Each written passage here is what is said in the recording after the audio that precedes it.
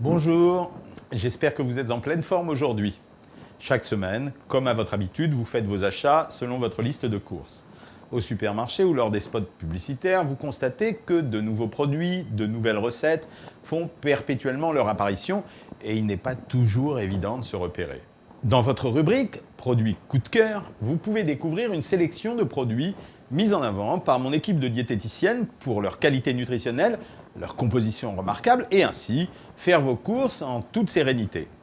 Cependant, la clé pour maintenir une alimentation de bonne qualité pendant votre régime et surtout après, c'est d'apprendre à faire vos propres choix, à être autonome devant la masse de produits alimentaires proposés et je vais aujourd'hui vous y aider. Les étiquetages ne sont pas toujours très précis et même si la réglementation évolue, les industriels trouvent toujours la parade. Dans la session du jour, je vous donne des exemples concrets.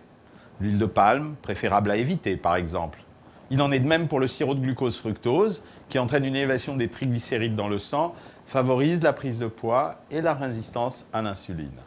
C'est donc également un ingrédient à surveiller, et particulièrement pour les personnes diabétiques, ceux qui ont des troubles lipidiques ou encore un excès de poids. La liste est loin d'être exhaustive, mais si vous vérifiez ces deux ingrédients, ce sera déjà ça de gagné. Je vous recommande donc de prendre le réflexe simple de retourner la boîte des aliments que vous achetez et de vérifier la liste des ingrédients, ou plus simplement d'opter pour le fait maison. Mais rassurez-vous, il existe des produits commerce de qualité et vous en découvrirez d'ailleurs davantage dans ma prochaine édition du Savoir Manger. Pour finir, vous connaissez forcément l'adage « l'union fait la force ».